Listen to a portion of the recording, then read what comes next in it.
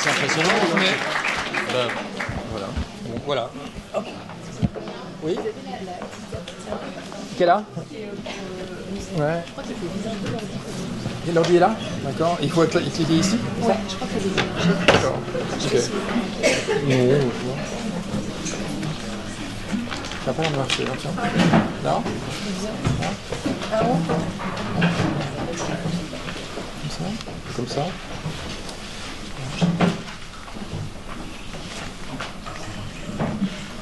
C'est un peu grave. Non. C'est pas grave. Comme ça.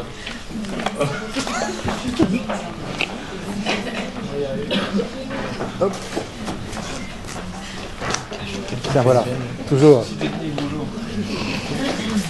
Ah oui. En fait, il va falloir que vous fassiez la télé. Bon, sinon, je peux me mettre ici. Voilà, je vais me mettre là.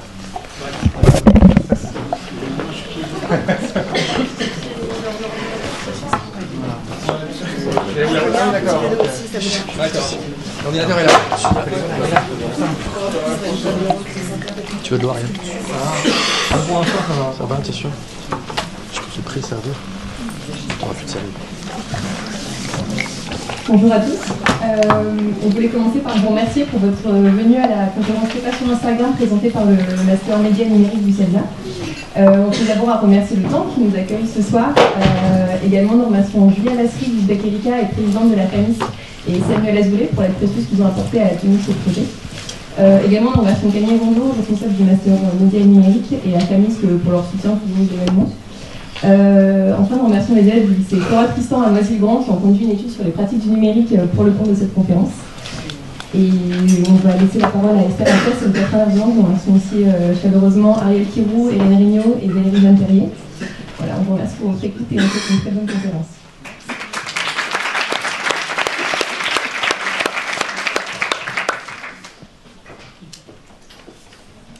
Merci beaucoup d'être avec nous ce soir et je tiens également à remercier le temps que nous a fait Erika et le CELSA de nous avoir invités à cette conférence. Si vous jonglez entre Instagram, TikTok, Snapchat et autres réseaux sociaux, vous faites probablement partie de la communauté croissante des hyperconnectés.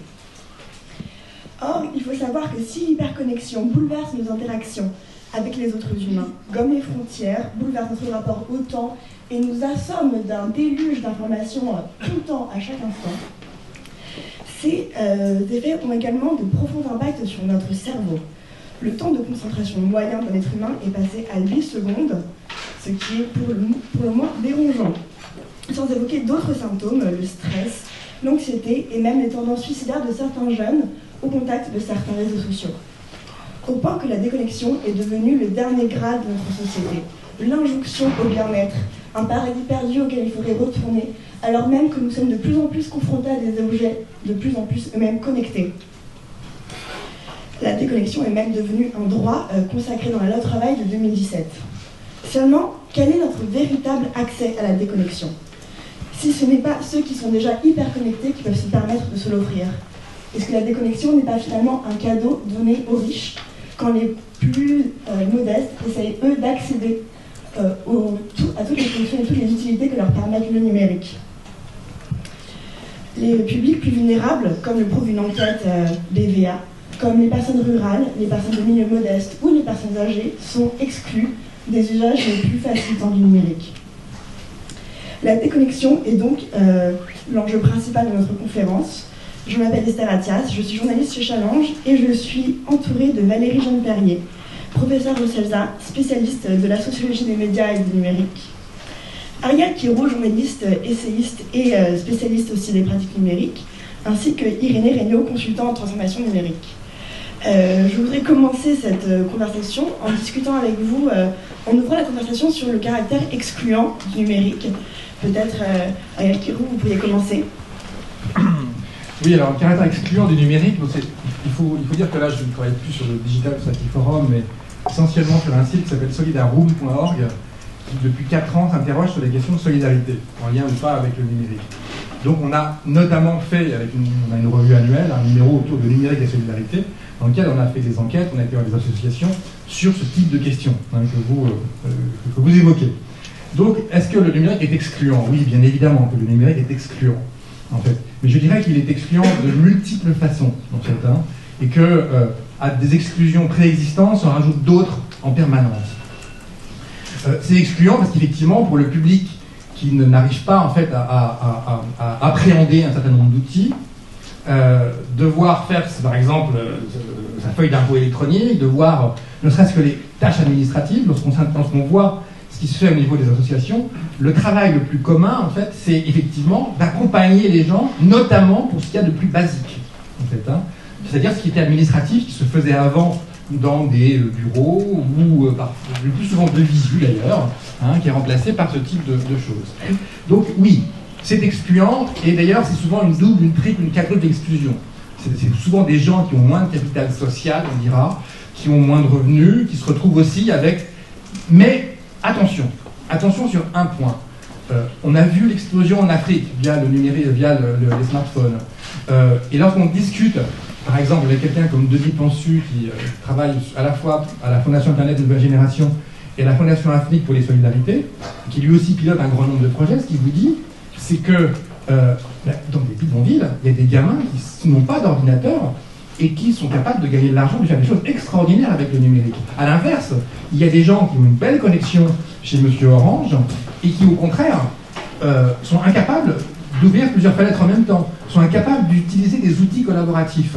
Hein, c'est-à-dire qu'il y a quelque chose de l'ordre de l'usage direct immédiat, qui est une chose, il y a quelque chose de l'ordre de l'accès à l'outil, qui est de moins en moins essentiel en tant que tel, parce qu'on peut accéder de partout, et puis il y a l'incapacité à faire culture, à faire société avec ce type d'outils, en fait. Et c'est sans doute l'exclusion aujourd'hui la plus commune, et il faut faire attention, parce que des gens qui, a priori, sont plutôt dans des situations d'exclusion sociale, vont parfois être beaucoup plus à l'aise que des gens qui sont cadres, et qui, de fait, vont avoir une sorte d'usage, on va dire presque caricature de Monsieur Facebook, ou autres, ne vont pas être capables de partager, de collaborer avec d'autres collectivement, et en gros, de sortir des usages ayant du sens pour eux, pour leur vie, de construire des projets avec ces outils-là. Dit autrement, il y a parfois des gens dont on se dit qu'ils n'ont pas accès au numérique et qui sont capables de construire des projets en utilisant des outils du numérique, et à l'inverse des gens qui vont avoir un ordinateur, des outils et ainsi de suite, qui vont être sur Instagram ou je ne sais quoi, et qui vont s'avérer en réalité incapables de faire autre chose que de la récitation. Et dans ce cas, quels sont selon vous les codes à maîtriser pour naviguer sereinement sur les eaux du numérique? J'ai presque envie de dire les codes pour naviguer sereinement dans les eaux du numérique. Il faudrait, je dirais que j'ai presque envie de ne pas naviguer sereinement dans les eaux du numérique, mais parfois mettre un bâton de dynamite dans les eaux du numérique, histoire de faire exploser quelques plateformes pétrolières du numérique pour préserver les poissons qui naviguent tout seuls et qui n'ont pas besoin des grands puissants. Donc, les codes pour naviguer sereinement, c'est... je crois que c'est moins une question de code qu'une question de résistance à une pression sociale, et de se dire qu'au fond, finalement, il n'y a pas de problème lié au numérique. Le numérique, dans le contexte aujourd'hui, complètement, il est commun par rapport à l'ensemble. En revanche, il y a un problème du faire avec le numérique. Il n'y a plus de problème de numérique. Donc au fond, finalement, on a le même type de problème qu'auparavant sans le numérique, qui est un problème politique et social. Et c'est ce qu'on découvre aujourd'hui. C'est qu'au fond, finalement, il faut arriver à faire avec des gens qui puissent construire leurs propres projets. Donc c'est pas une question de code. Il ne faut pas de code en définitive. C'est une question d'appréhension, de se dire, oui, tout le monde peut y arriver. Il y a quelques trucs d'accompagnement assez simples, et il faut accompagner les gens. Quand on voit ce que font les associations qui luttent contre l'exclusion, Emmaüs Connect et beaucoup d'autres, les éducateurs sociaux sur le terrain, la première chose qu'ils font, c'est d'expliquer aux gens que ça peut leur servir à construire ce dont ils ont envie, à construire des projets. Donc ce qu'il faut faire exploser, c'est l'idée que ce serait compliqué, qu'il y aurait justement des codes. En fait, non, il n'y a pas de code. Il y a une capacité de tout à chacun à s'approprier des outils qui, au fond, sont relativement simples. S'il y a besoin d'avoir des gens avec eux, mais pour construire un projet qui ne soit pas simplement le projet de Monsieur Facebook le projet de M. Google, le projet de M. Orange, le projet d'X et Y, leur propre projet. En fait, le problème, il est social, il est dans les têtes, et parfois, effectivement, dans la nécessité d'un accompagnement, mais qui est strictement le même que ce qu'il fallait faire auparavant par rapport à un certain type de chômeurs, par rapport à un certain type de personnes vulnérables. Simplement, il faut y ajouter la donnée et de dire les outils du numérique peuvent aussi vous accompagner par rapport à ça. Hein, on a tendance à dire numérique, non, problème social et politique. Certains outils du numérique semblent conçus pour nous permettre un accès et une utilisation extrêmement intuitive. Instagram en fait partie. Valérie Jeune-Perrier, diriez-vous que Instagram est un réseau social excluant, incluant? Quelle est votre analyse? Alors là, moi, je n'ai pas de son. Voilà, il faut peut-être que j'appuie tout simplement. Est-ce que vous m'entendez? Bonsoir. Alors, je vais peut-être essayer d'abord, avant de répondre à votre question, essayer de me présenter rapidement parce que, en fait, j'ai une petite difficulté à m'ajuster au débat de ce soir parce que j'avais l'impression qu'on allait beaucoup plus essayer de discuter des différents types d'usages à l'intérieur d'une seule plateforme qui est Instagram et qu'on en viendrait à essayer de distinguer des pratiques. On va peut-être y venir un petit peu plus tard.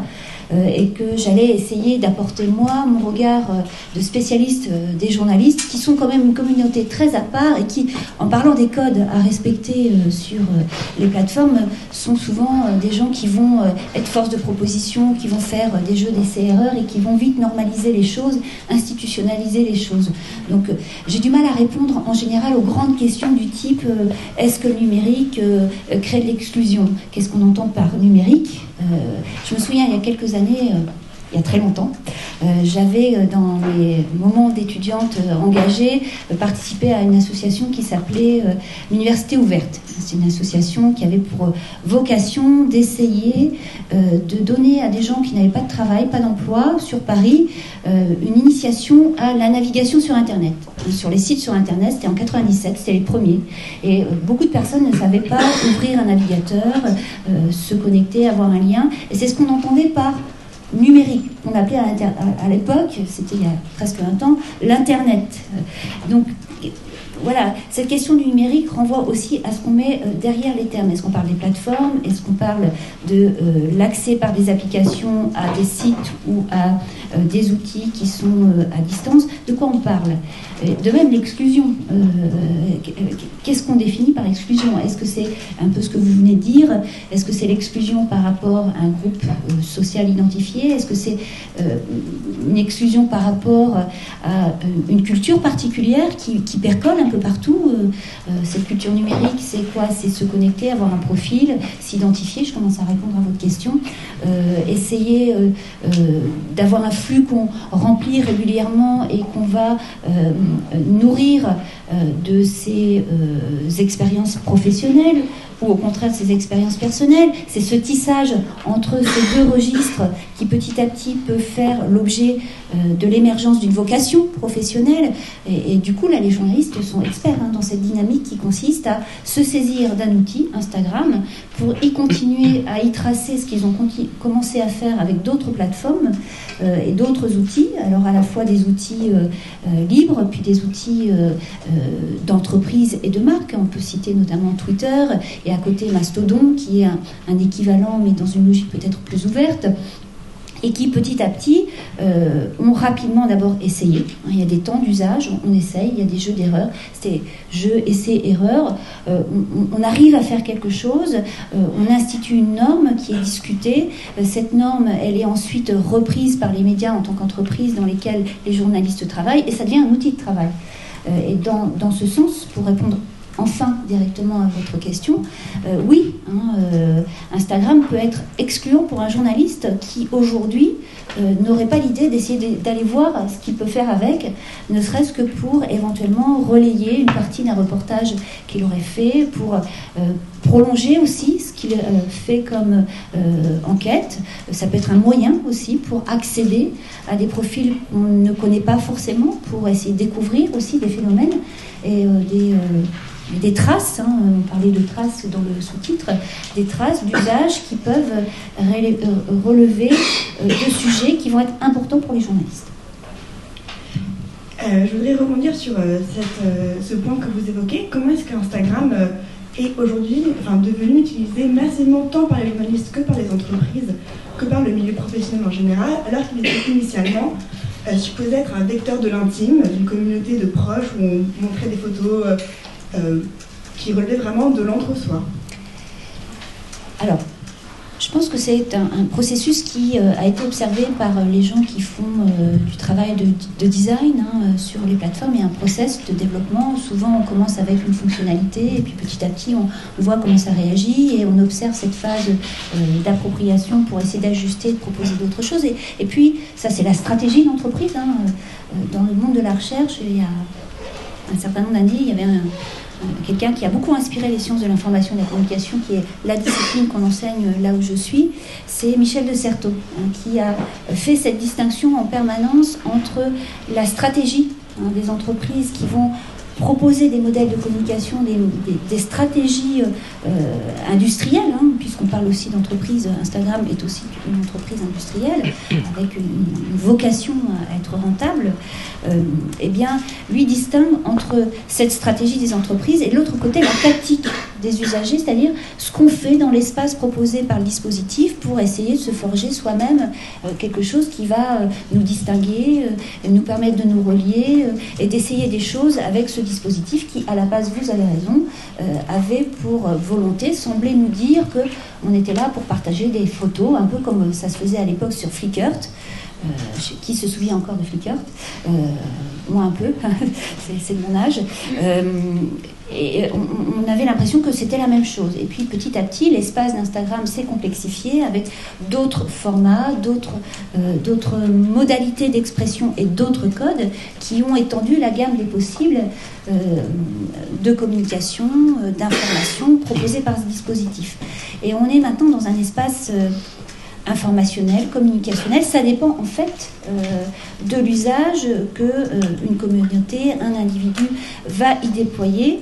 Mais la vocation de ce dispositif, de cette plateforme, qui est ce qu'on appelle en recherche au CELSA un architecte, c'est-à-dire un espace structurant des écritures qui vont être données à être développées par les usagers, cet architecte, il essaie d'être le plus souple possible et de développer des technologies qui sont dans l'air du temps et qui existent sur d'autres plateformes. Par exemple, les stories, en quelques mois, ont complètement bousculé l'économie qui avait été mise en place par une autre marque, qui est celle de Snapchat, et on a vu derrière toutes les autres plateformes courir derrière ce format-là, et le leader du départ est devenu quelque part le suiveur, et cet usage de la story est en train de se complexifier au maximum, parce que là on voit bien qu'il y a pas mal d'usagers qui y vont, égale Instagram, et qui se dit, là, il y a quelque chose à faire. Donc, il y a des propositions, il y a des acteurs de la plateforme qui deviennent des manuels vivants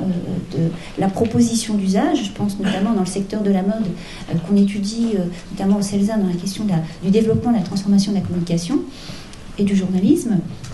On peut penser par exemple à une prescriptrice qui est là pour prendre la parole au nom de la plateforme et qui fait ce qu'elle doit faire pour vendre les fonctionnalités de cette plateforme. C'est Eva Chen, qui est la madame mode à New York de cette plateforme et qui parle son quotidien, entremêlé d'usage très personnel et d'usage professionnel, nous dit comment faire.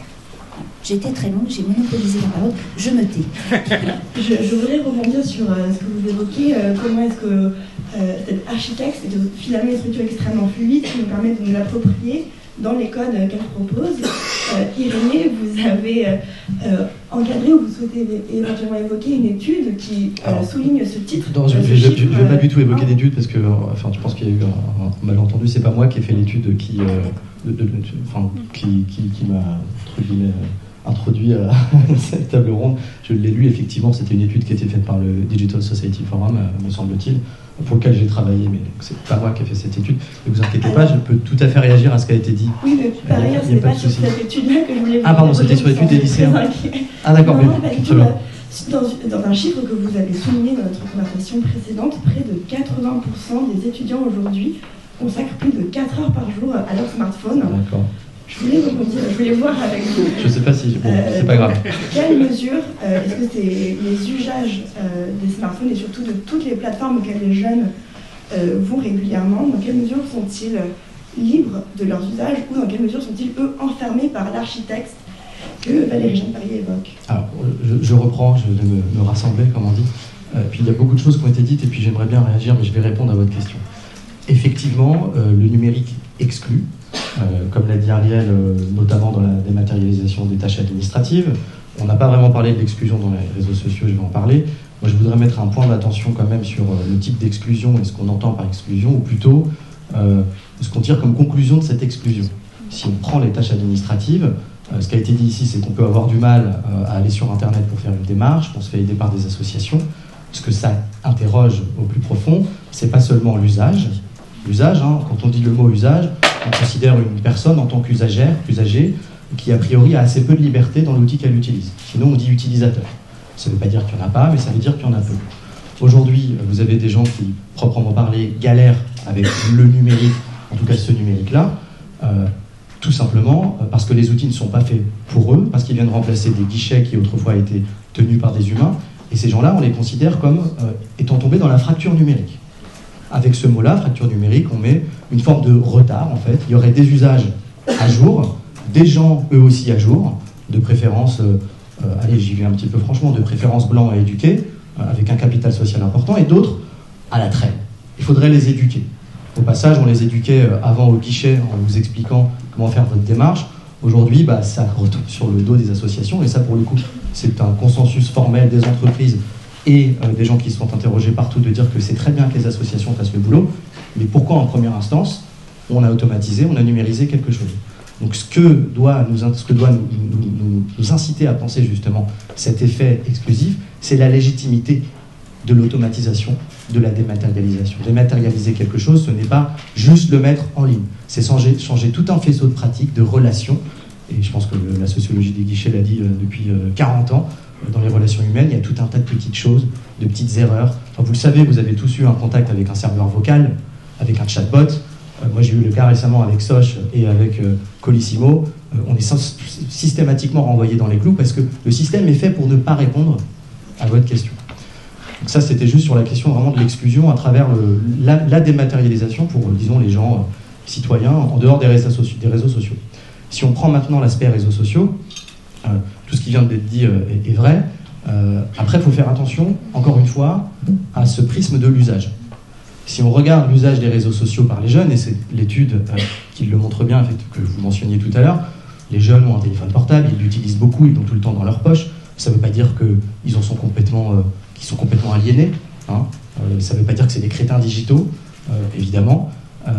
Pour autant, ça ne veut pas non plus dire que ces téléphones et ces applications sont neutres et n'ont pas été conçus pour capter leur attention. Si vous voulez, si on s'intéresse vraiment aux usages, on pourra toujours dire, regardez sur Facebook, sur TikTok, sur WhatsApp, sur tout ce que vous voulez, il y a 10 000 manières de faire des trucs. Vraiment, on peut parler à plusieurs, à deux, à trois, on peut faire une révolution. Bon, souvent, il se trouve qu'elle ne marche pas, parce que Facebook, c'est pas fait pour faire des révolutions, c'est fait pour revendre vos données personnelles. Et donc, il y a un très bon livre je crois que c'est Zeynep Tufekci qui a écrit un livre sur Twitter, les gaz lacrymogènes, qui montre comment on peut utiliser les réseaux sociaux pour faire monter des mouvements, et que ça ne permet pas de les structurer. Donc là, si on regarde les mouvements qui montent, c'est super. Après, si on regarde ce que ça fait après, on se rend compte, 7 ans après les révolutions arabes, qu'en fait, Facebook qui fait des révolutions, c'est pas exactement ça. Donc ce prisme des usages, il faut prendre de la distance face à ça et regarder quand même par qui sont faits ces outils, pourquoi ils sont faits, quelles sont les conditions de production des outils et des applications. Et en l'occurrence, pourquoi les jeunes sont tout le temps sur leur téléphone et pourquoi nous, on est tout le temps sur nos téléphones? Parce que d'une part, tout le monde a des téléphones. Donc ça s'appelle un monopole radical. Quand tout le monde a quelque chose et l'utilise, vous ne pouvez pas ne pas l'utiliser. Si vous habitez en campagne, vous ne pouvez pas avoir de voiture. Et c'est aussi pour ça qu'on a eu des gilets jaunes. La technique, c'est ça, c'est une architecture qui vous contraint aussi à certains usages. Ça ne veut pas dire qu'ils sont tous mauvais, mais ça veut dire que quelque part, vous avez été un peu pris par quelque chose que fondamentalement, vous n'avez pas choisi, puisque c'est Facebook qui vous l'a imposé, en l'occurrence. Donc je pense que c'est déjà un premier point.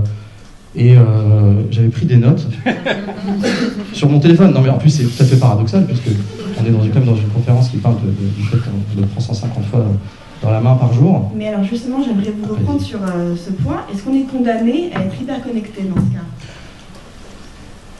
Donc, je disais on est dans des applications qui sont faites, je vais répondre, par des gens depuis les États-Unis souvent, qui fabriquent des systèmes qui jouent sur nos biais cognitifs pour nous faire aller sur des plateformes, pour nous y faire rester et pour monétiser notre temps d'attention. Le temps qu'on reste dans ce paradigme-là, on est condamné avec des limites. On peut toujours s'en sortir un peu, si vous voulez. Depuis quelques années, il y a un mouvement de critique, de recul par rapport à ça.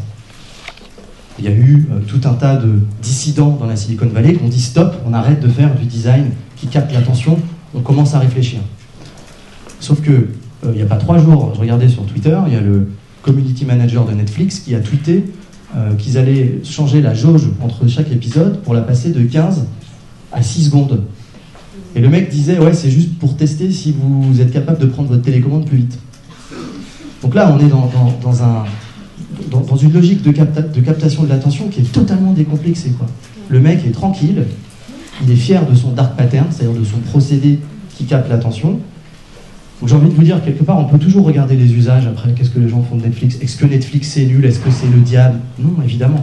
Mais il ne faut pas oublier de penser les structures et de faire sans cesse cet aller-retour entre j'ai tout le temps mon téléphone, qu'est-ce que je peux en faire? Mais pourquoi j'ai mon téléphone et qu'est-ce que je peux y faire? Et donc là, on passe d'une question d'usage individuel à une question politique et on revient.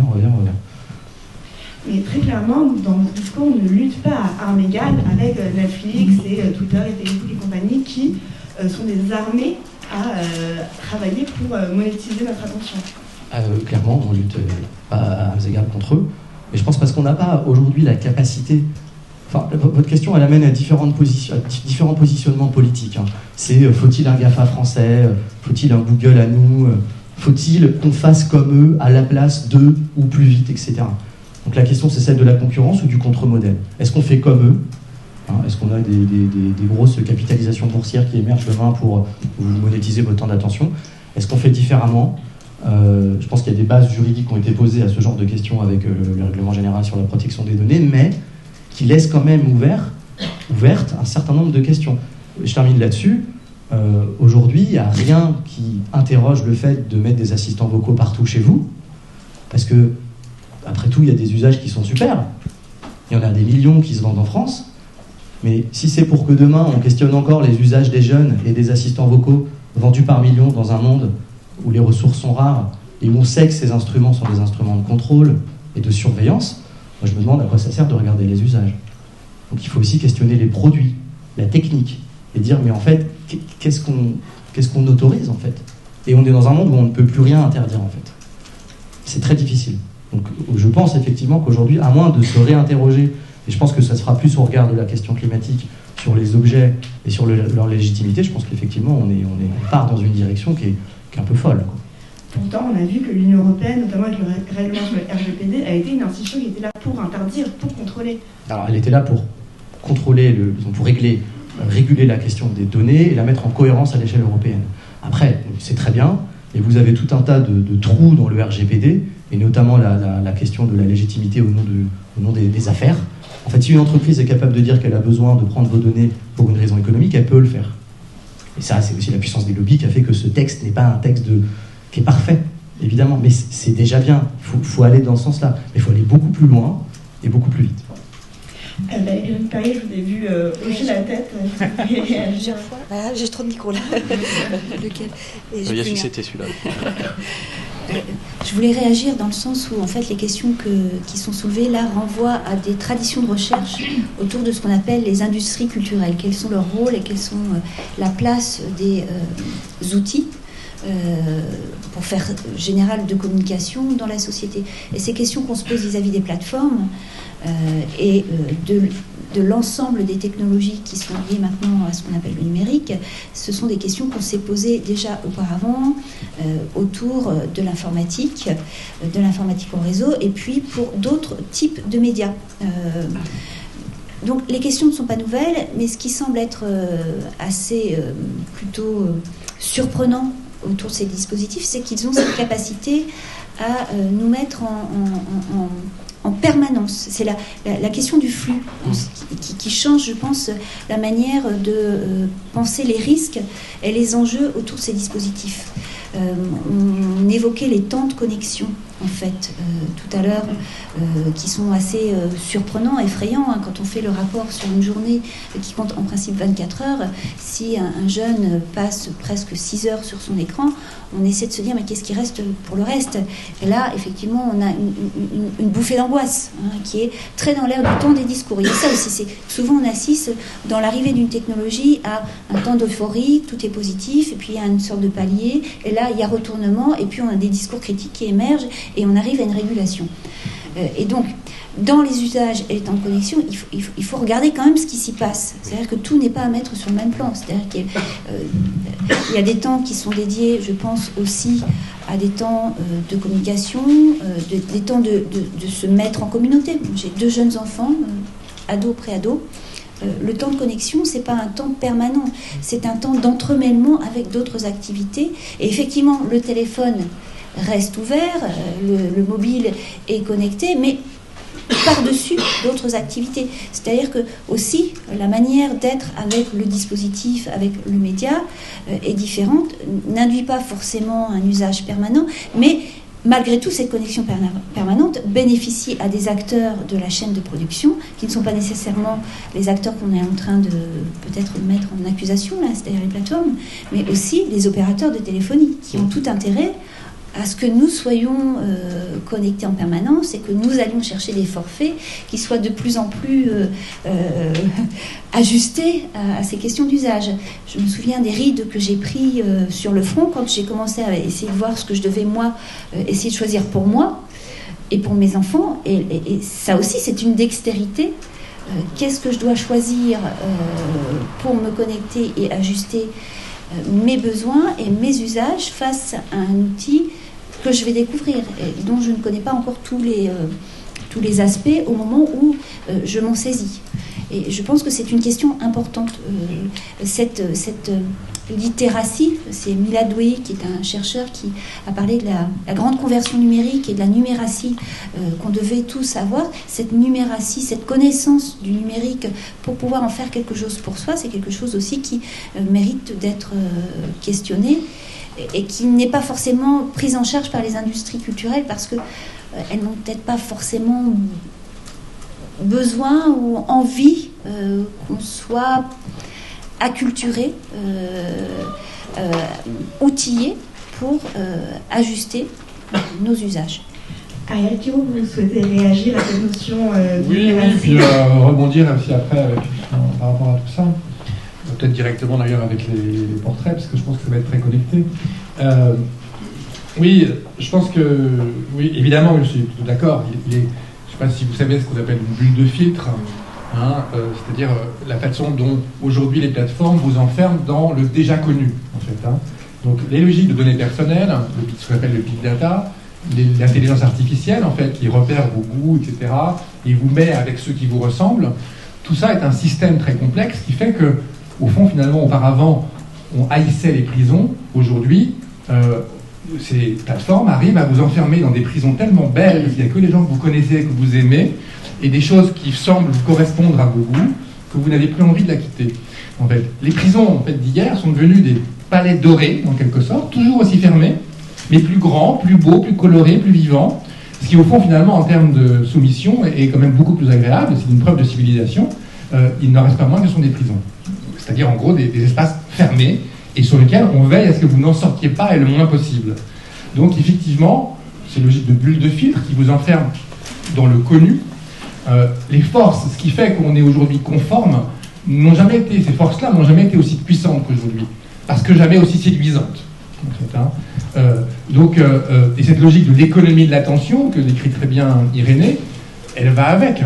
C'est-à-dire qu'effectivement, on a intérêt à ce que vous soyez dans l'écosystème Apple, dans l'écosystème Google, et à tout faire pour que vous y restiez. Vous pouvez être subversif si la case est prévue. Mais si vous restez dans le même écosystème, hein, vous pouvez tout faire, tout dire. Bon, Facebook un peu moins. Mais en tout cas, chez Google ou chez Apple, il n'y a pas de souci de ce côté-là. Mais tout est fait pour que vous restiez au chaud, tranquille, dans cet écosystème, à l'insu de votre plein gré. Voilà. Comme disait un célèbre philosophe qui faisait du cyclisme. Il y a très longtemps. Maintenant. Voilà. Non, c'était bien. Alors, donc, on voit que, voilà, et ces forces-là, en fait, via l'intelligence artificielle, via la chose, créent des modes de vie, et ces modes de vie n'ont pas été négociés, ils n'ont pas été discutés. Hein, c'est-à-dire qu'il y a un philosophe qui s'appelle Mark Mundai qui a fait un bouquin sur la tyrannie des modes de vie venant des plateformes. On ne se rend pas compte parce que c'est très agréable, parce qu'on a le sentiment d'être chez soi, mais in fine, effectivement, on ne sort plus du connu. Voilà. Hein, et effectivement, en tout cas, je dirais qu'il ne faut pas être non plus totalitaire dans son regard, parce qu'effectivement, personne n'est entièrement, uniquement enfermé. Mais l'ambition, la logique, elle est là, hein, en fait. Hein. C'est en tout cas le système. Donc, on est d'accord. Donc la question qui est de se dire, au fond, qu'est-ce qu'on fait? Est-ce qu'il est possible de sortir de ça? Ok, il y a la loi. Je ne sais pas s'il faut interdire ou pas. On a parlé de l'économie de l'attention. Quelqu'un qui est effectivement très proche, qui s'appelle Yves Citon, qui est un archéologue des médias, qui est un professeur de littérature, et quelqu'un d'une revue qui s'appelle Multitude, dont je suis membre du collectif de rédaction, a beaucoup écrit sur l'économie de l'attention. Et lui, ce qu'il explique sur ce sujet-là, c'est qu'il faut passer d'une économie de l'attention à une écologie de l'attention. C'est quoi la différence? C'est que là, on n'est pas simplement soumis. L'écologie, c'est un système dans lequel on va choisir. On va arbitrer entre les choses qui nous apportent réellement une richesse, hein, intellectuelle, spirituelle, et pas simplement financière.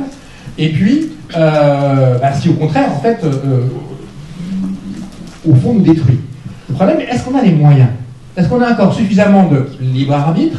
Est-ce qu'on est suffisamment éveillé et conscient pour passer d'une soumission à une économie de l'attention à une pratique de l'ordre de l'écologie de l'attention? En fait.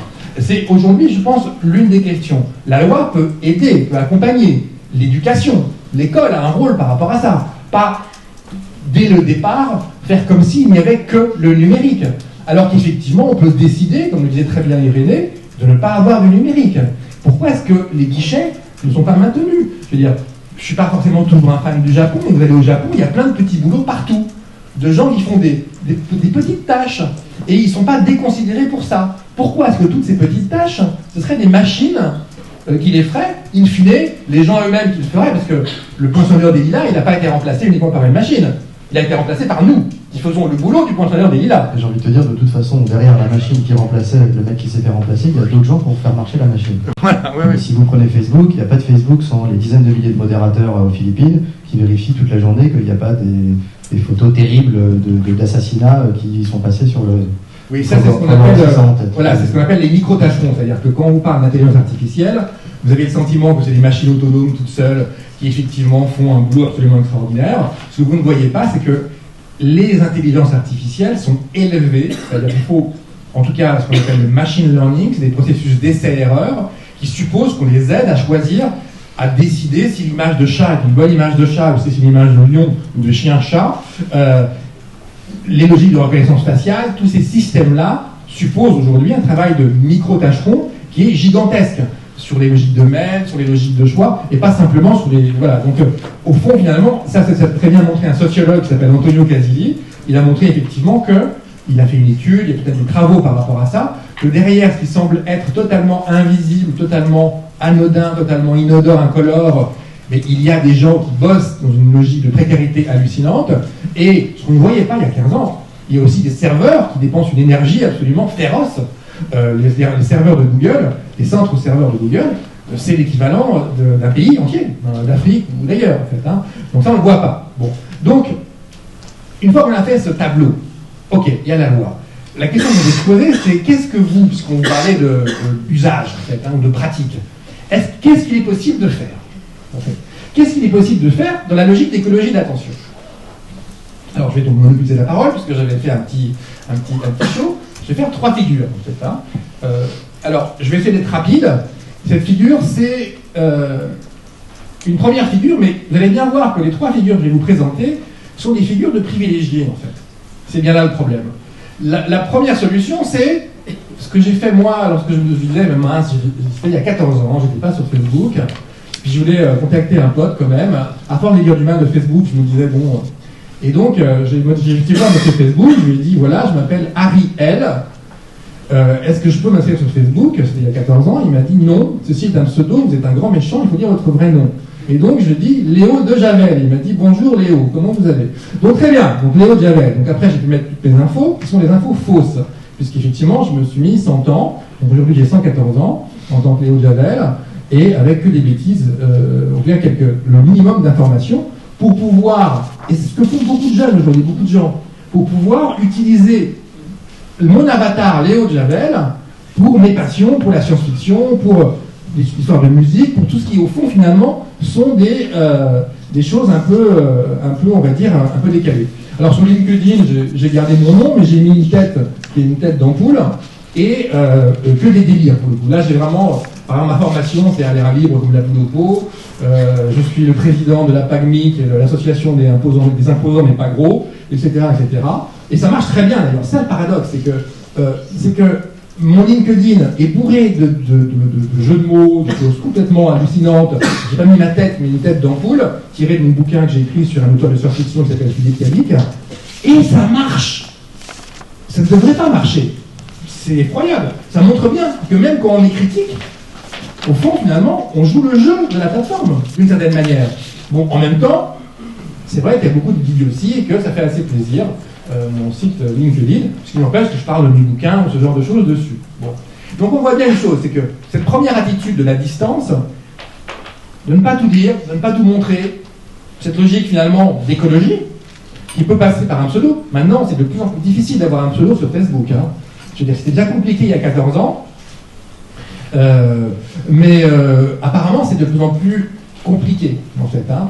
Mais on voit bien qu'il y a aussi une lutte entre ceux qui essayent de détourner d'une manière ou d'une autre, d'avoir une hygiène de vie par rapport à ce type d'outils, et les autres. Et pourquoi est-ce qu'on veut l'avoir aussi? Parce que, bon, quand je dirige une plateforme comme celle de la Rome, il y a des articles.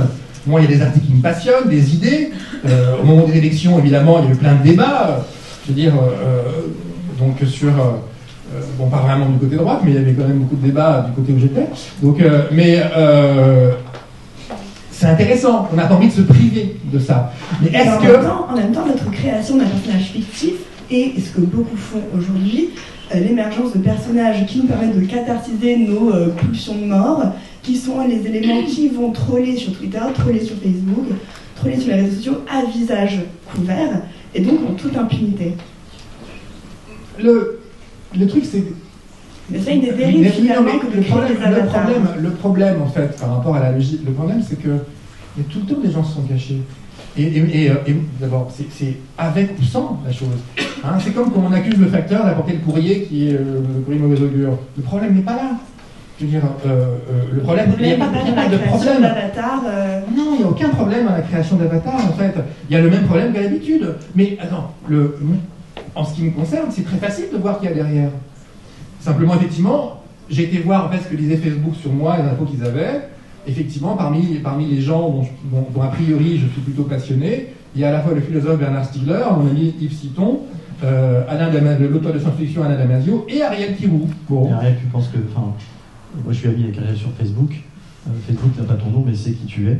S'il veut, il le sait sans problème. Voilà, parce qu'il y a exactement. Tes faisceaux d'indices, tes amis, tes géolocalisations, etc. Moi, ça me fait penser à toutes ces stratégies qu'on appelle d'obfuscation. Il y a un bouquin qui a été écrit intéressant. Et qui justement parle de ces nouvelles méthodes de dissimulation face aux dispositifs numériques. En l'occurrence, aujourd'hui, c'est plutôt sur la reconnaissance faciale. Donc on se met un trait, un masque, on met un point jaune au milieu d'un chat, ça devient un ornithorynque. Enfin, on trompe l'IA, en fait. Et ça, c'est possible. Et c'est un peu ce que tu es en train de décrire là. Mais je trouve ça intéressant. Ces détournements, ils sont aussi souvent artistiques. Après, on a bien évidemment à saisir le projet politique qui est derrière. C'est pas du tout ce que tu es en train de nous montrer, mais quelque part, est-ce que ça change grand-chose? C'est une question. Non, mais justement, la question, moi, ce qui m'embête, en fait, quelque part, vous allez voir les trois postures que je vais vous définir. La deuxième, elle est là. C'est celle du détournement et de la conversation par l'image. Vous allez voir, en fait, que l'un des problèmes, c'est qu'on va vite se rendre compte que ça ne concerne systématiquement toujours que des gens qui ont les codes, justement, en fait. Hein, et que malheureusement, l'écologie de l'attention, c'est un peu comme la bouffe bio sur les marchés, il faut avoir les moyens. C'est emmerdant, pour parler franchement. Parce que j'aimerais bien que tout le monde puisse avoir les moyens d'une hygiène qui, au fond, finalement, est indispensable par rapport à tout ce qui est numérique. Alors l'autre exemple, je vais directement aller sur les images, c'est plus drôle. Voilà, l'autre exemple, c'est logique de détournement. Alors, les logiques de détournement, hein, si je reviens sur un truc, c'est ce qu'on appelle les mèmes, c'est-à-dire des gens qui se communiquent par des images et qui vont les détourner les uns à la suite des autres. C'est ce qu'on appelle, il y a aussi des mash-up en vidéo. Les mash-up, c'est des détournements de films. On fait des films à partir d'autres films. Les machinimas, c'est des films qui sont faits à partir de jeux vidéo. Il y a aujourd'hui toute une culture du numérique, qui est une culture du détournement, qui est une culture des idées qui se communiquent, avec un vrai travail éditorial, en fait. Hein. C'est qu'il y a un vrai boulot qui est assez dingue. Alors, il y a quelques exemples qui sont toujours, moi que j'aime bien, que je vais vous montrer ici. C'est 2 photos. Alors là, c'est 2016 mis debout. Une photo qui était au départ pas du tout repérée par le magazine qui l'a publiée. Et c'est des internautes, des gens sur Twitter qui l'ont repérée et qui se sont amusés, ça a communiqué, à tous les détourner. Il y en a eu des dizaines et des dizaines. Là, j'en ai mis 2 avec Guernica et puis la pauvre petite fille qui se fait donner un coup de pied par le pauvre CRS qui est devenu une célébrité, comme beaucoup de gens sur Twitter d'ailleurs au bout d'un moment, sans même l'avoir cherché. Donc ça, c'était voilà. Et puis une année auparavant, en 2015, c'était à Bruxelles, c'était en novembre 2015. Ce qui restait à l'époque de gouvernement avait envie de couper le net et voulait faire une sorte de censure. Et il y a eu les chats de Bruxelles, les chatons de Bruxelles, en fait. Et ils ont tous détourné pour montrer la méchanceté de ces chats, comme vous le voyez bien, le Batman, le Star Wars, etc. Et ça a communiqué, et chacun y allait de son détournement, et ainsi de suite. Ce qui est intéressant dans cette logique-là, c'est qu'on se rend compte que, par exemple, sur la photo de Nuit debout, il y a eu un travail de ce qu'on appelle de curation, c'est-à-dire qu'en fait, ce sont des internautes, des gens sur Twitter qui, au fond, ont sorti une image, ce qui est très courant, qui va commencer à communiquer et qui sert à une conversation, en fait. Il y avait aussi les selfies poubelles en Tunisie. Les gens se prenaient en selfie avec des poubelles derrière pour communiquer les uns avec les autres. Bon, ce qui est intéressant en Tunisie avec les selfies poubelles, c'est que ça ne concernait pas que guillemets, quelques gens, des directeurs artistiques, d'agences, voilà. Bon, c'est un peu plus large que ce qu'on imagine, y compris ces détournements-là. C'est un peu plus large que ce qu'on imagine, c'est un peu plus populaire ou démocratique que ce qu'on imagine, c'est pas tout le monde, très clairement. Hein, ça reste malgré tout le fait de certains. Mais ça fait partie d'une écologie, quelque part. Ne pas tout gober, détourner, et soi-même faire un travail, finalement, d'éditeur par rapport à tout ça.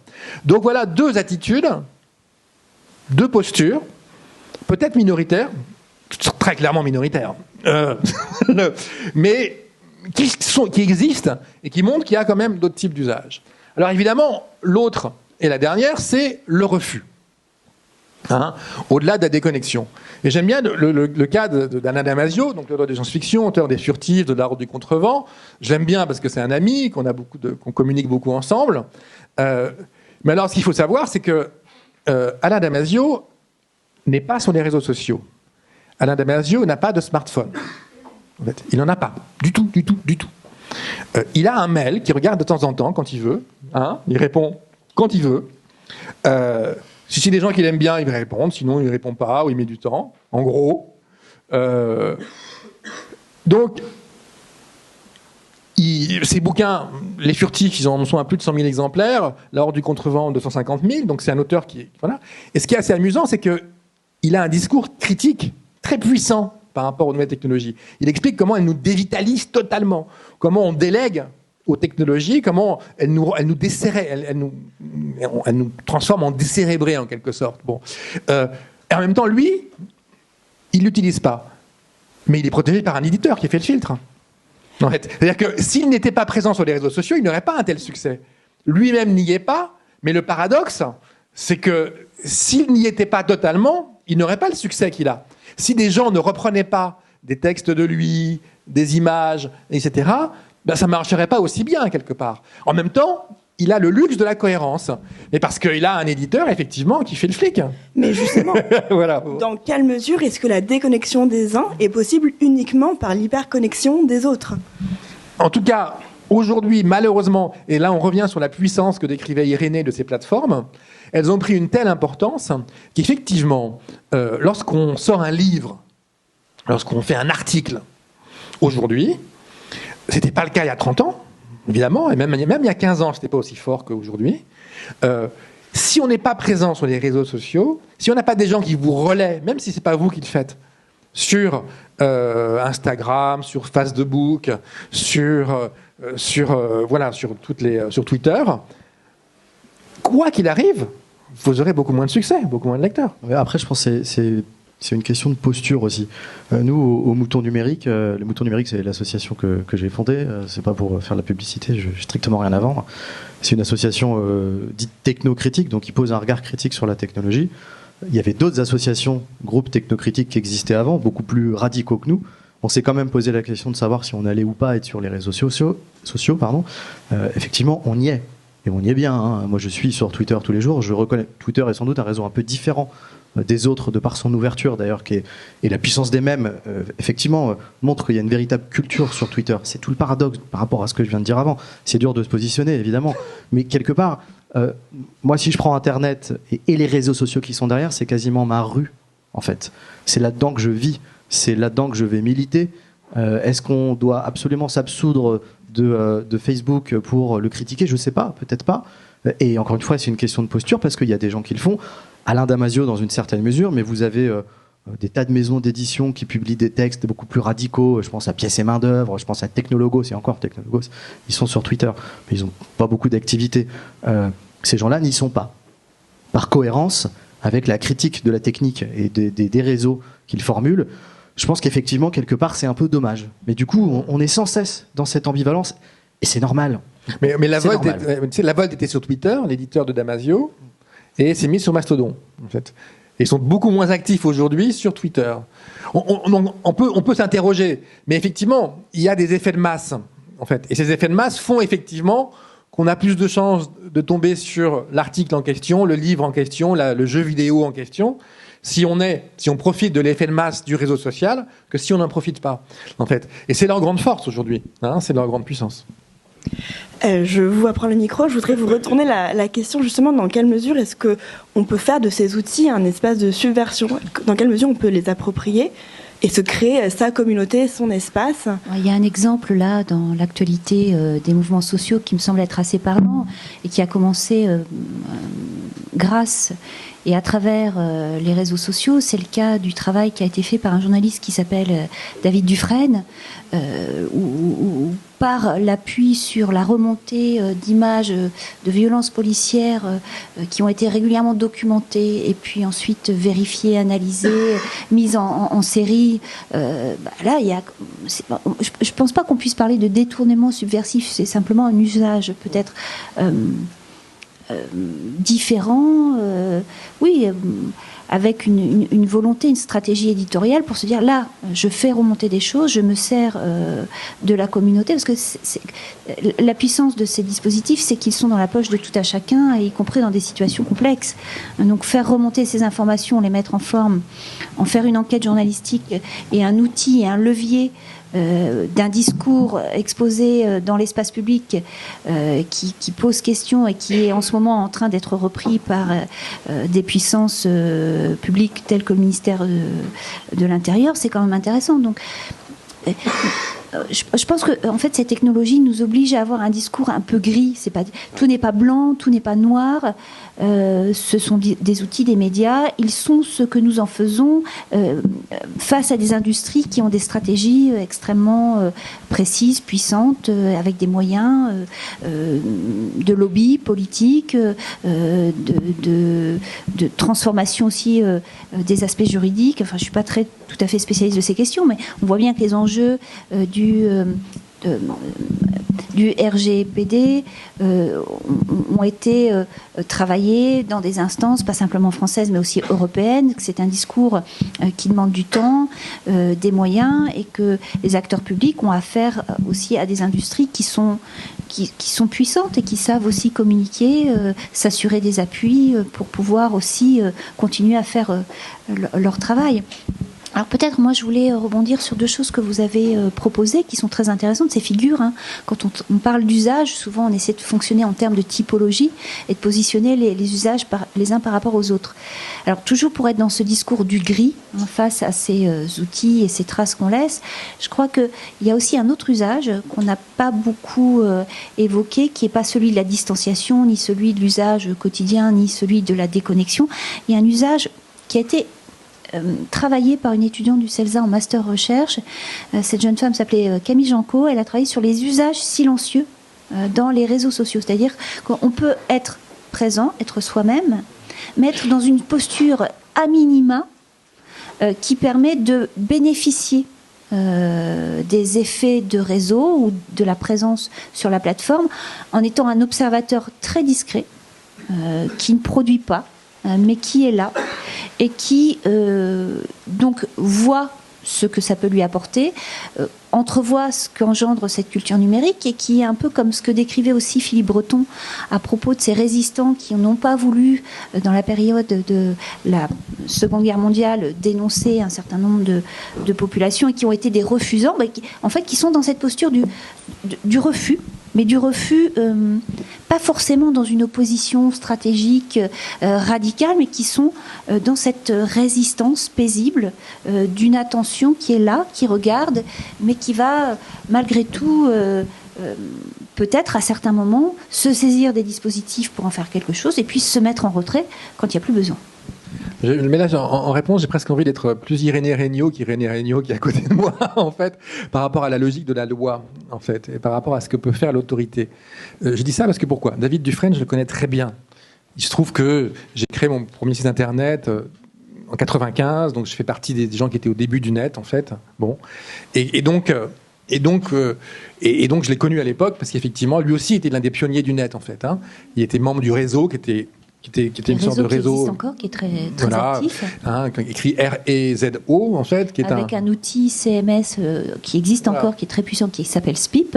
Voilà, exactement. Donc, voilà. Et donc, ce qu'il faut bien se dire, c'est que, en tout cas, moi, pour avoir vécu les débuts du net, en fait, on était très loin de ce type de discours. Je veux dire, moi, je me souviens avoir fait on faisait le site de Virgin, qui s'appelait le Virgin MegaWeb. Personne n'était connecté, donc on faisait ce qu'on voulait, en fait. Et il y avait une seule personne connectée chez Virgin. C'était les magasins Virgin à l'époque, donc il y avait une succursale aux Champs-Élysées, qui n'existe plus en tant que telle. C'était une sorte de jeune hacker assez fou. Et à un moment donné, il a piraté les serveurs de la DST, donc il s'est fait virer. Donc on n'avait plus personne. Et donc on parlait même de disques qui n'étaient pas en vente chez Virgin. Donc il y avait une liberté qui était assez folle, qui est la liberté des débuts, en quelque sorte. Et effectivement, les grandes puissances n'étaient pas aussi puissantes que ça à l'époque, y compris d'ailleurs les classiques en fait puissances, les grands magasins, les La Redoute, les je sais pas quoi, les grands labels ou ce genre de choses. Et il y avait effectivement ce vent qui faisait qu'on a pour beaucoup d'entre nous, on a cru qu'il y avait effectivement potentiellement quelque chose, une liberté qui s'ouvrait, un champ qui s'ouvrait de manière beaucoup plus forte qu'au moment des radios libres, parce qu'il n'y avait pas la limitation des fréquences. Bon. Et donc il y a eu ce souffle en France, aux États-Unis, partout dans le monde. Et ce qui s'est passé, c'est que c'est qu'au fond, finalement, quand la salle est immense et que tout le monde peut prendre la parole, c'est ceux qui ont les plus grosses voix comme moi qui en entendent le plus, malheureusement. Et ceux qui ne sont plus timides, on ne les entend pas. En fait. Ceux qui ont moins de moyens, ceux qui n'ont pas de haut-parleurs, on les entend plus, quelque part. Hein. Et donc, malheureusement, bien souvent, ce qui se passe, c'est les plus puissants qu'on va voir et qu'on entend, notamment lorsqu'on n'a pas forcément les clés pour accéder à des gens comme David Dufresne. Alors, il a été bien relayé, parce que c'est un très bon journaliste et il connaît les codes, en fait. Bon, David. Donc, c'est bien, en fait. Hein. Et puis, ça correspond à un vrai truc, donc ça montre que c'est encore possible. Mais qui a les compétences de David Dufresne aujourd'hui parmi les jeunes journalistes, parmi les gens qui sont sur le net ? Il est hyper compétent, David. Mais hyper compétent. Il a fait des produits multimédia autour de prisons, etc. C'est un créateur, c'est quelqu'un qui a des compétences. Mais vous n'imaginez même pas, de journaliste, d'éditorialiste, de construction de sites, de design. Je veux dire, bon, il est qu'un réseau depuis 20 ans, quoi. Qui a un immense réseau de gens, de connexions. Je veux dire, donc oui, super. Je suis très content qu'il ait réussi ça, parce que la voix qu'il a portée par rapport aux violences policières sur les Gilets jaunes est une voix qui était absolument essentielle. Mais waouh, il était armé. Hein. Alors, peut-être aussi que ce qui est à souligner, c'est que ces technologies ne nous laissent pas forcément apprendre avec elles pour les transformer. Ce que vous décrivez dans les débuts de l'Internet, c'était souvent des outils qui, en fait, amenaient à ce que l'utilisateur soit partie prenante dans la construction de son propre outil, avec une logique d'élaboration, de co-élaboration. Cette logique-là, elle est devenue quand même très difficile à acquérir pour pouvoir éventuellement accéder aux bases de données qui sont celles de Twitter ou d'autres plateformes, c'est compliqué. Il faut montrer patte blanche, il faut maîtriser des codes, des outils, scratcher des bases, les remonter, les transformer, interpréter ce qu'a pu récolter par son dispositif une plateforme, c'est extrêmement compliqué. Twitter est assez ouvert sur cette question-là et essaye d'être dans cette logique un peu plus d'une tradition, d'un outil qui entend sa communauté et se permet d'essayer d'évoluer avec elle. Mais c'est... Alors, je vais être très court, mais juste ce que je voulais dire par rapport à IRN, c'est que il y a peut-être quelque chose à faire au niveau des autorités, de la loi, du type le prix unique du livre. Ce qui a sauvé les librairies, c'est le prix unique du livre. À un moment donné, il faut des petites contraintes qui vont permettre à donner plus de visibilité et à préserver une puissance de faire, de pouvoir et de visibilité à des gens qui ont moins de moyens, en fait. Et un enjeu fondamental d'une démocratie, c'est comment je préserve la diversité qui n'est pas donnée a priori. Je veux dire, et ça, c'est un enjeu majeur dont ce gouvernement se contrefout littéralement. Voilà. Alors, avant de donner la parole au public, j'aimerais vous adresser une dernière question, Irénée. Est-ce qu'il est possible de créer un Internet éthique, peut-être avec des dispositions que vous évoquiez, Ariel Kirou ?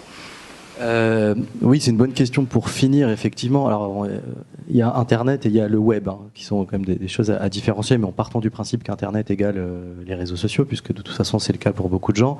Excluons la question du numérique, qui comporte aussi tous les objets numériques qui nous entourent et qui ne sont pas négligeables. Faut voir qu'il y a effectivement je vais relier votre question avec ce que dit Ariel. Il y a un mouvement depuis quelques années de design éthique qui commence à sortir, avec donc ces fameux dissidents de la Silicon Valley qui ont commencé à critiquer, je pense, en fait, ils ont commencé à grandir. Ils ont eu 30 ans, des enfants, puis ils se sont aperçus qu'en fait, ça faisait 10 ans qu'ils faisaient n'importe quoi. Quand on devient un parent, si vous en avez fait l'expérience ou si vous le faites, tout de suite, vous voyez le monde un peu différemment et vous n'avez pas envie de mettre dans les mains de vos enfants n'importe quoi. Et donc, il y a eu ce grand mouvement critique, malheureusement, qui a un peu accouché d'une souris, puisque aujourd'hui, il a été récupéré, avalé, digéré et recraché par les GAFA. C'est un peu le nouvel esprit du capitalisme, sous forme de nouvelles fonctionnalités. Donc vous avez sur YouTube, au bout d'une heure, un petit message qui vous dit « Attention, ça fait 1 heure, tu ne peux pas arrêter ». Donc, concrètement, c'est ça que ça crée. Donc, encore une fois, est-ce qu'on peut faire un Internet plus éthique ? Je ne saurais pas répondre comme ça, mais je pense que la réponse, elle est à cheval entre la prise en considération des utilisateurs par les plateformes, mais c'est une question qui fondamentalement remet en cause la forme des entreprises qui sont derrière. Aujourd'hui, que ce soit chez Amazon, chez Google, chez Twitter, chez Netflix, vous avez systématiquement des gens qui quittent les boîtes et qui disent c'est de la merde. Et je le dis comme tel parce que c'est un directeur de Facebook qui a dit c'est de la merde. C'est de l'héroïne. On a eu ces mots-là qui sont sortis. Ces gens-là ne sont pas écoutés en interne parce que structurellement, l'entreprise n'est pas faite pour les écouter. Chez Google, il y a des syndicats qui se montent, les mecs se font virer. Il n'y a pas de démocratie dans cette boîte, dans ces boîtes. S'il n'y a pas de démocratie dans ces boîtes, elles ne peuvent pas, c'est un peu rapide ce que je vais dire, mais par définition, construire des choses qui seront démocratiques. Enfin, en tout cas, les conditions de production ne sont vraiment pas là, quoi. Parce qu'on a toujours les mêmes gens, on a toujours des réticences, donc là, c'est compliqué.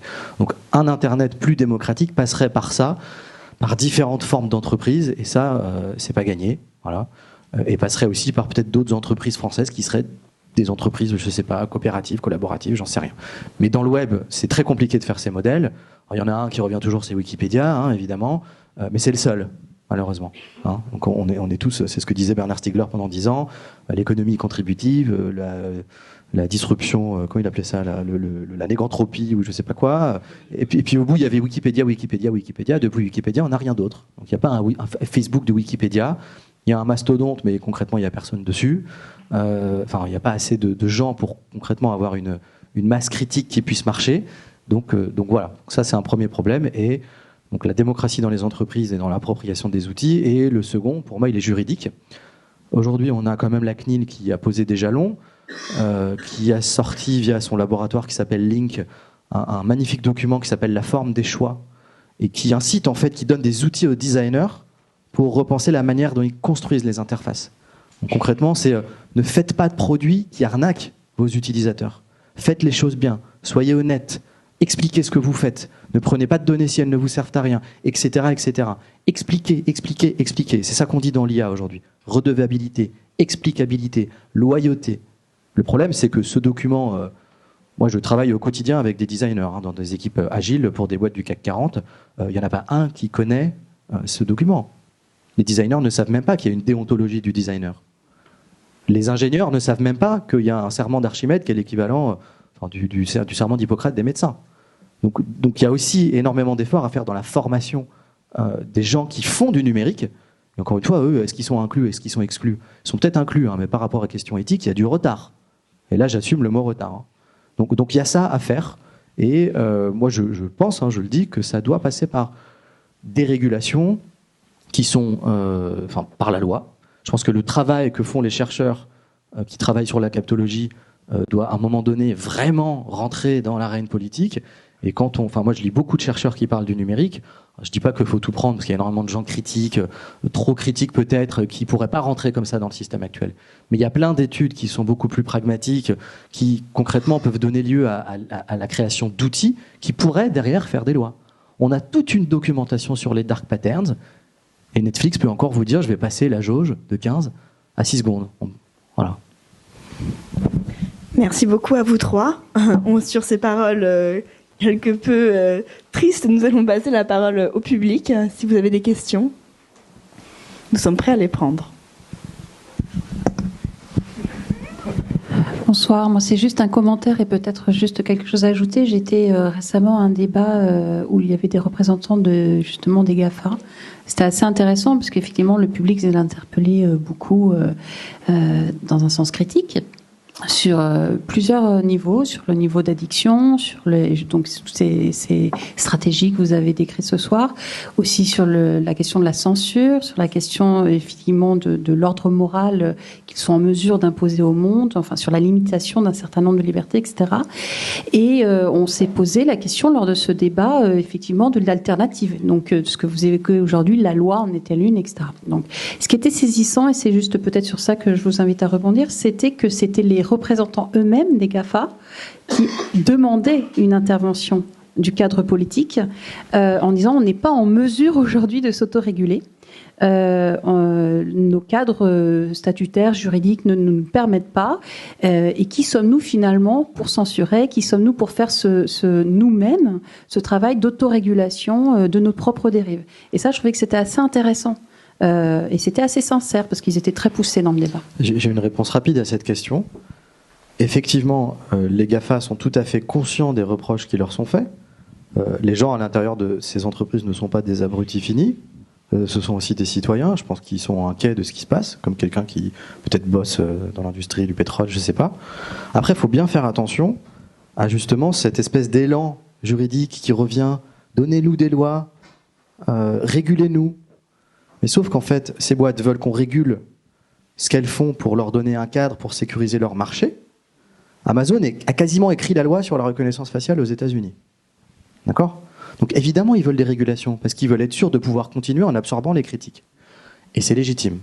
Mais à un moment donné, c'est pas à eux d'écrire la loi. Parce que, en revers, ces gens-là reviennent à la Commission européenne avec des millions et des millions et des millions en lobbying pour écrire la loi. Donc on ne sait plus où se positionner. Écrivez la loi, mais en fait on fait du lobbying pour écrire la loi. Qui écrit la loi ? Moi je ne sais plus. Oui, ce qui est compliqué chez les GAFA, moi il se trouve que j'ai l'un des... Bon, maintenant ça date un petit peu, mais j'ai écrit un livre sur Google en fait, qui s'appelle Google God. Il y a le sous-titre de Google God, c'était un titre trouvé par une de mes étudiantes d'ailleurs. C'était Big Brother n'existe pas, il est partout. Bon. Voilà, rien que le titre et le sous-titre montrent bien le problème en fait. Google est une société assez fascinante, beaucoup plus que Facebook, beaucoup plus qu'Apple, beaucoup plus que d'autres, parce que d'abord il y a les deux créateurs, Larry Page et Sergey Brin, ont une vraie logique de connaissance dès le départ en fait. Hein. Elle n'est pas du tout la même que la nôtre. C'est des scientifiques, c'est des gens qui ont vraiment quelque chose de... Et donc, et dans le moteur gratuit tel qu'ils l'ont construit, il y a vraiment eu quelque chose de l'ordre en tout cas d'une vision du monde. Ce qui n'est pas le cas de Mark Zuckerberg à Facebook. Il n'y avait aucune vision du monde. Hein. C'était totalement nombriliste dès le départ.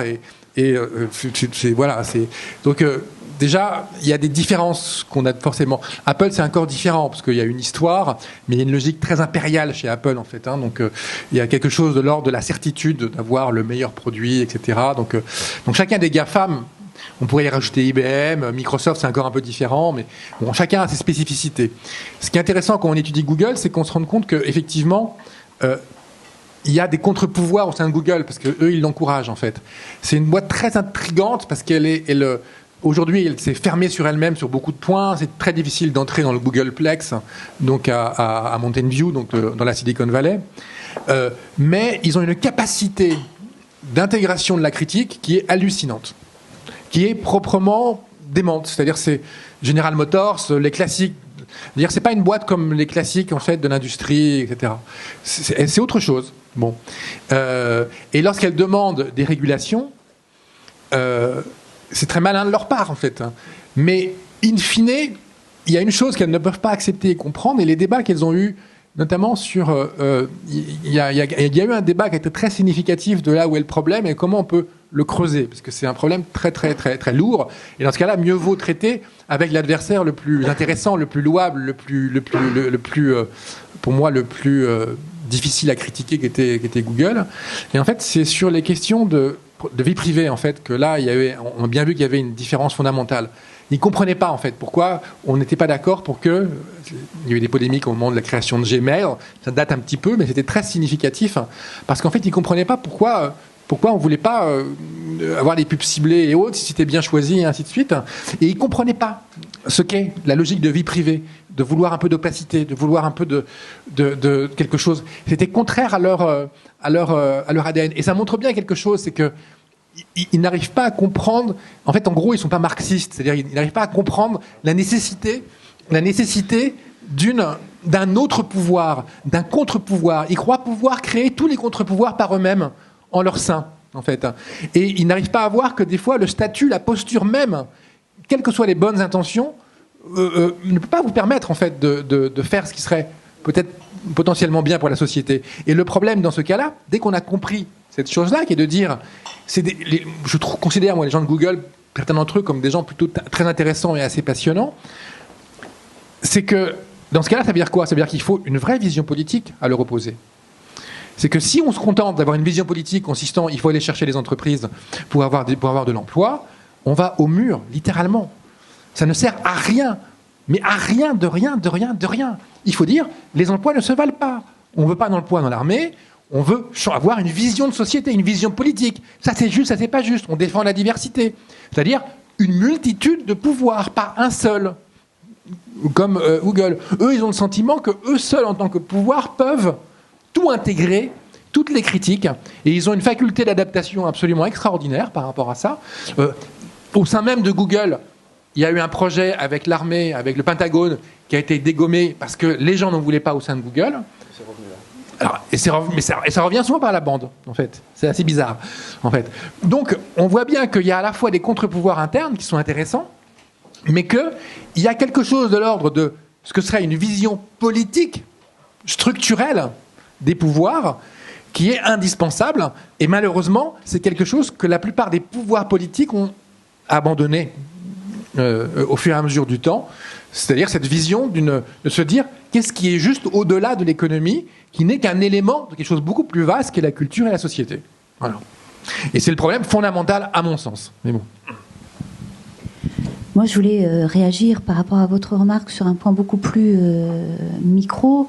En préparant là ce soir la conférence, en essayant d'avoir des arguments, et j'ai cherché des éléments, là je suis retombée sur une interview du PDG actuel de Instagram qui s'appelle, alors je suis obligée de regarder parce que j'ai du mal à retenir les noms, il s'appelle Adam Mosseri, qui est donc interviewé par 2 journalistes de ce journal, de cet hebdomadaire, et tout ce discours d'autocritique que vous avez désigné, enfin que vous avez pu entendre en direct, il est là. Hein. C'est-à-dire que c'est un élément du langage actuel de toutes les plateformes, de dire oui, on sait bien, c'est ambivalent, on a cette difficulté, on va faire attention à notre design. Donc c'est un moment de ces plateformes qui, ne l'oublions pas, sont des produits d'entreprises multinationales de type c'est dur à dire. Vous m'avez compris. Privé, voilà. Il est tard, on va manger.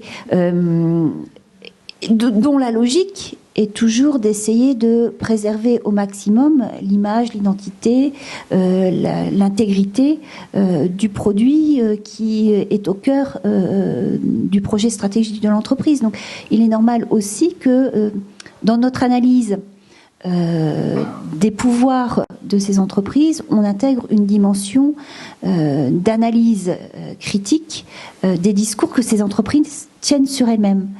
Et cet argument de la prudence, de la recherche, de la régulation par une attention au design, c'est un argument qui revient très régulièrement.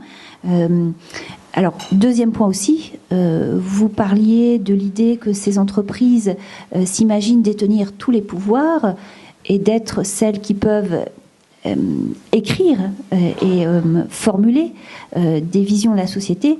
Il y a quand même une forme de rattrapage. La laisse s'est vite raccourcie dans le contexte des élections américaines. On a quand même vu un Mark Zuckerberg face à un aéropage qui ont été très sévères à son égard, et notamment ça faisait du bien. Et ça faisait du bien. Il y avait un rééquilibrage, et donc on voit que ce jeu n'est jamais gagné. C'est ça aussi qui est intéressant, c'est de voir aussi que c'est aussi à nous, dans notre quotidien de futurs utilisateurs.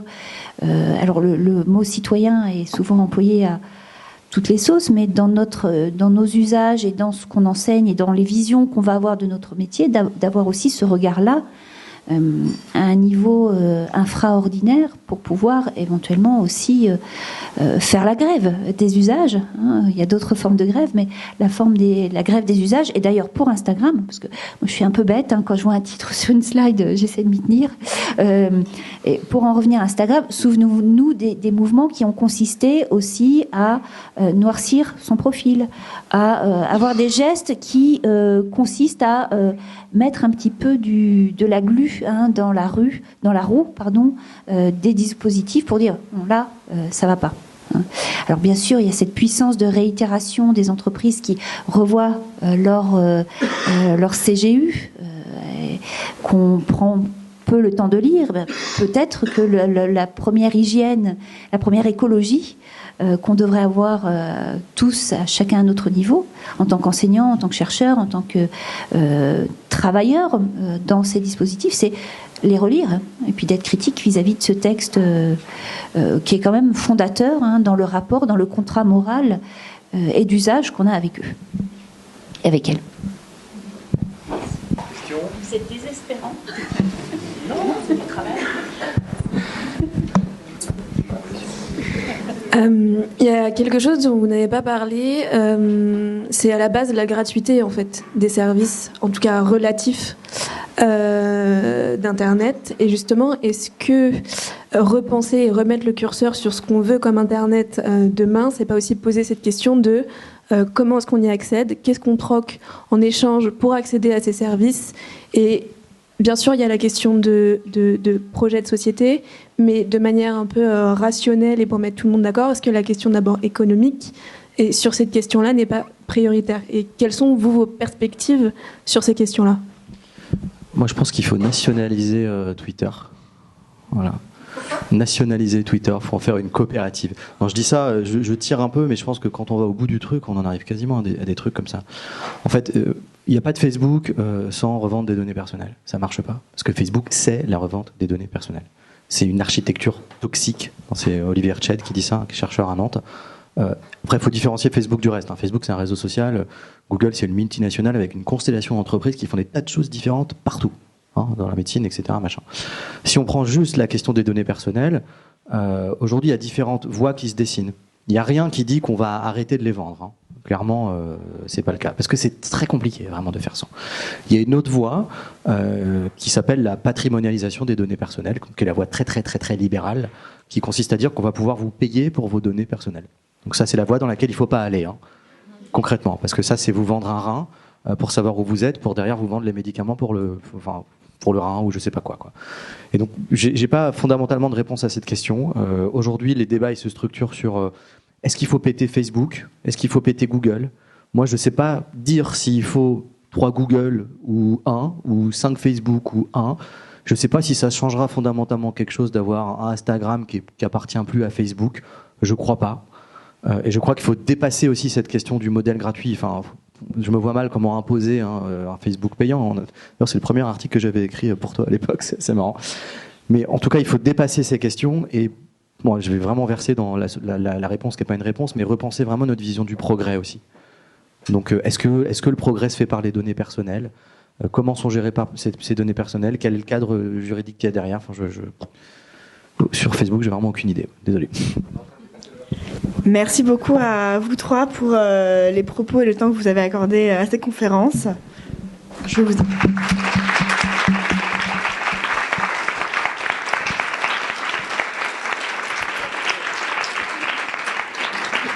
Et je vais prendre la parole très rapidement pour vous inviter à vous conduire au buffet qui se trouve juste derrière vous. On voulait remercier Comme des Chefs qui a organisé le buffet, qui est une association étudiante du CELSA.